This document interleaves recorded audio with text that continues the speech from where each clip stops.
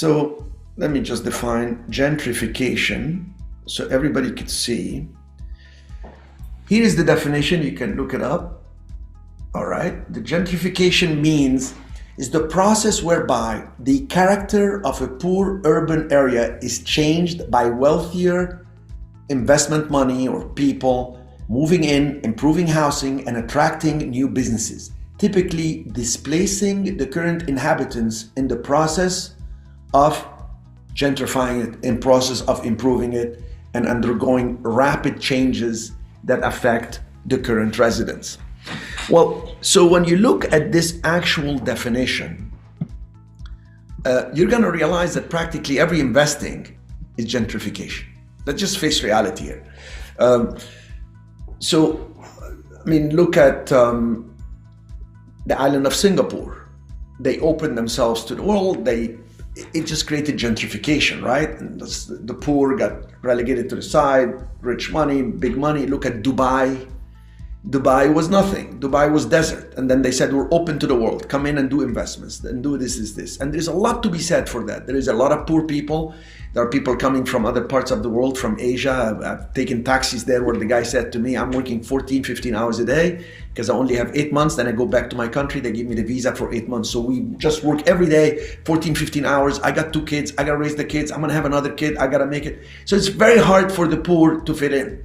But then if they don't fit in there, where would they fit in? I don't know. So let's talk about what's good.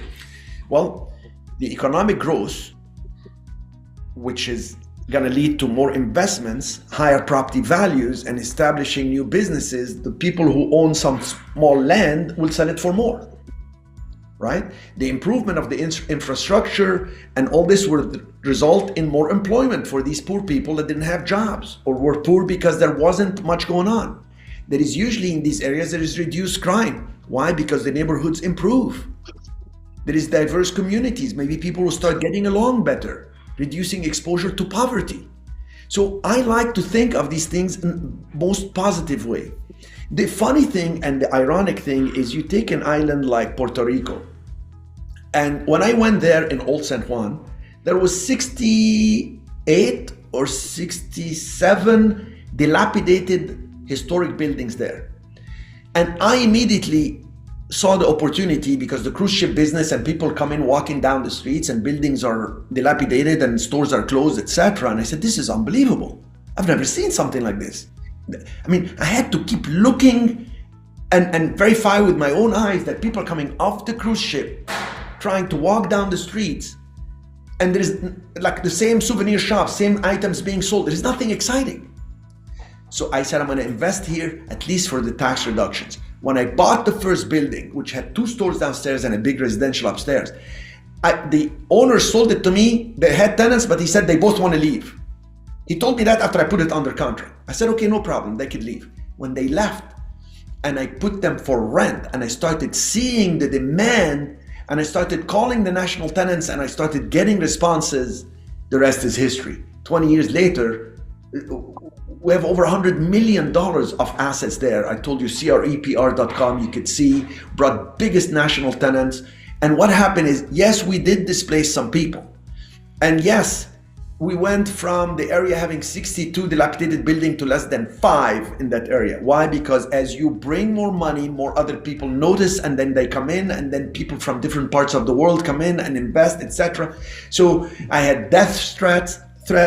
I had people on social media telling me that I kicked them out and all this. And yet I had some other people in the street hug me and say, my son did not have a job. And you put Tommy, he'll figure here, he remodeled this building. And now my son has a job and his cousin is going to come in. They hired him as well. So you have those who can take advantage and work with the growth that's happening. And you have those that will complain. And the reason I say ironically is when you look at this island historically, like in 1815, when it was part of Spain, because it went part of Spain to part of the United States. It was never independent.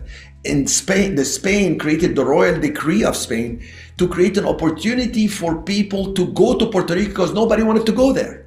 And they said, you go there, we're going to give you 15 acres of land, we're going to give you no taxes for 20 years, we're going to give you this. So these people came in on tax incentives, came in to gentrify and take the Tainos out or mingle with the Tainos.